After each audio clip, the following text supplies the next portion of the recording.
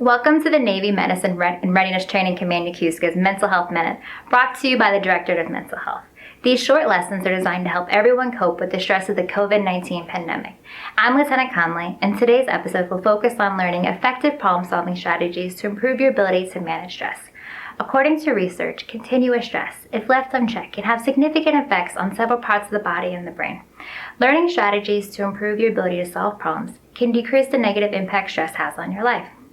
Luckily for us, the brain can be rewired and learn new ways to respond to stress, which will make us more resilient over time. These skills will feel awkward initially, and you may become skeptical of their effectiveness, but over time, you will feel more comfortable relying upon them. A key feature that will affect your ability to solve problems is your attitude. In general, those with an optimistic attitude will have an increased chance of successfully addressing the problems that they are encountering. An additional trait of an effective problem solver is that they react to problems in a thoughtful and deliberate manner, rather than going for a quick fix or avoiding the problem entirely.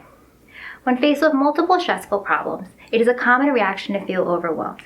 It is one of the main reasons why our brain is limited in being able to multitask. We can't do everything that we need to at the same time. There are 3 simple tools that you can use to prevent the brain from becoming overwhelmed.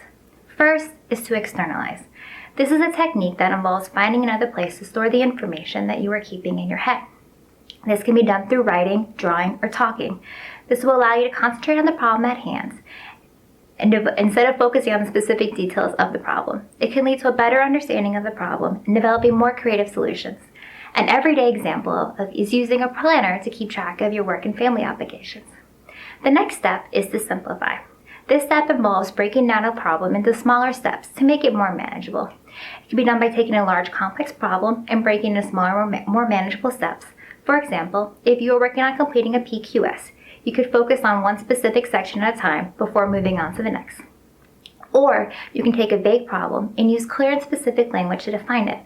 For example, instead of saying, "I want to do better on my PRT," you could say, "I want to achieve an overall excellent on my upcoming PRT."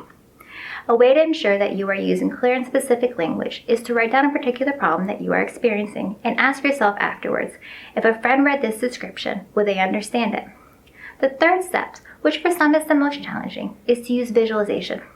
Visual activities can help us focus on the task at hand, leading to feeling less overwhelmed. This could be accomplished through imagining yourself engaging in the steps necessary for the solution, or using guided imagery, which has been reviewed in previous mental health minutes. As you may recall, this can be done by taking a vacation in your mind and vividly recalling a scene which represents a safe spot. To summarize, a positive attitude towards solving your problems will lead to more successful outcomes. 3 strategies to utilize to prevent becoming overwhelmed are to externalize, simplify, and visualizing. As the challenges of dealing with the COVID-19 pandemic are extremely stressful on everyone, but there are a few steps that you can take to become more resilient and get us all through this together.